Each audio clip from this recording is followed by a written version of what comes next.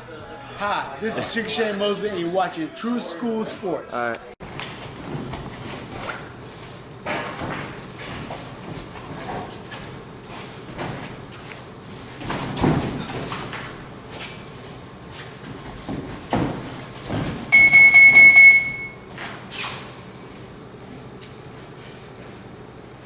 Yo, Jeff, you were talking about sparring Hector Camacho Sr. Yeah. What was that like?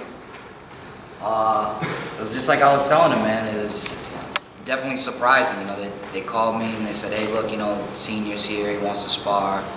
And you know, we go in there, and I'm thinking, you know, we're gonna touch this and that. You know, he's just gonna be an old man. He just, like you were saying, I didn't think he could punch. You know, and then you get hit with something, and it stings a little bit, and it's coming from all different angles, and you know, it was good, man. It was good. It was a lot better than I thought it was gonna be.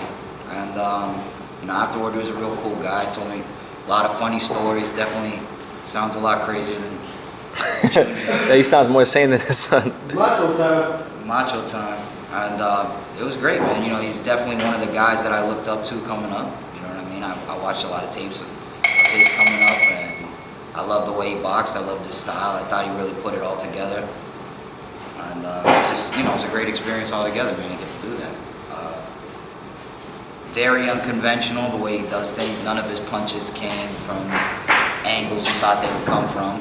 Yeah, it wasn't textbook boxing. Yeah. Wasn't like we were talking about. Wasn't really interested in training or hitting the pads or anything. They just wanted to spar. That's it. All they wanted to do was go in there and spar, even at his age. And he would do rounds too, man. It's not like he would go in there and do freaking 1 or 2 rounds or anything. He'd spar multiple guys. They let him. He wanted to spar harder, bigger, badder, faster. You know what I mean? It was the other guys that were telling him not to. So, you know, that spirit obviously never left. But, Yeah. he had it at least until the last time I saw him. You ever see him like go in there and just like destroy someone who was like your age or like younger? Shit, even man, when he was yeah, old? like when they put him in there with some of like the amateurs and stuff. Yeah, like, yeah. Oh, hell yeah. And he wasn't playing either, you know. He went to the body real good. I remember that. Because he'd get like good angles on his shots. Like it would come like in like these looping motions, you know. You'd think he'd be up top and he'd reach down low and he'd sting you good to the body. Like, nah, man.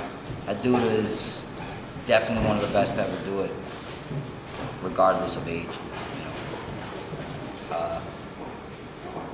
What else do I remember, man? Just funny, man. Just running around the gym screaming the whole time. Even in sparring, he'd be screaming. Doing a lot of shit talking? Yeah, he'd scream macho time when he'd scream his own macho time. You know, run. Even if you catch him a good shot, macho time. You know, it's just like, whatever I can't do. You know, hands down. He was probably like a Pokemon. He kept saying macho time so much. Just kept repeating it over and over again. Shit, man. If anyone's allowed to say their own catchphrase, it's him, bro. You know what I mean? He could have fucking done whatever he wanted in there and be allowed to do it. Can't tell him shit. So, yeah, man. That's what I remember. Wish I could have spent more time. It was over at that gym in Pompano, LL Boxing. But all good, man.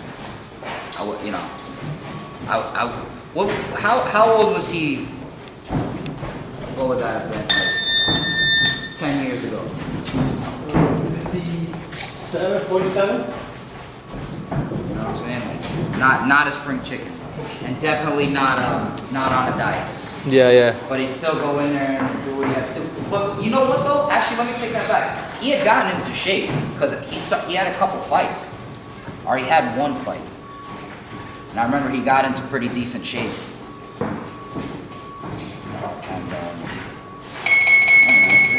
Would you say he's like one of the more talented fighters you've ever been around in your life? I mean, I know it's... Yeah.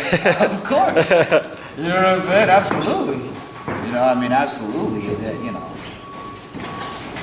You know, the thing that the shit that he did in there, you can't teach that. You know what I'm saying? Like that's, you know. You either got it or you don't. You either got that. You know, that's God-given stuff, man. It was his own style. You know, a lot. You know, being a trainer, when guys come in here, you know, you want to teach them the fundamentals.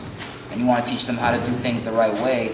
And, you know, 9.9 out of 10 guys, the fundamentals are always going to be better for them. And then you've got the 0.1 who are just living on another planet. Yeah, they're free spirited. Like, You know what I mean? It works for them. Cool. What are you gonna tell Camacho Senior to do? You know what I mean? Hey man. Yeah, put your hands back up. Don't lean forward when you jab. Fuck out of here. Snap. Bend at the waist when you go to the body. Like he did whatever. He kind of. It's funny. He kind of had like a. I don't want to call it a Cuban style, but it kind of seemed like Cubanish.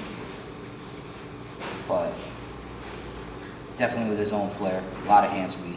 Yeah, he made it work for him. He fought the fight that worked for him. I mean, I've probably literally seen like 30 of his fights, man. I love watching him, and I use him a lot for southpaw guys to watch. Actually,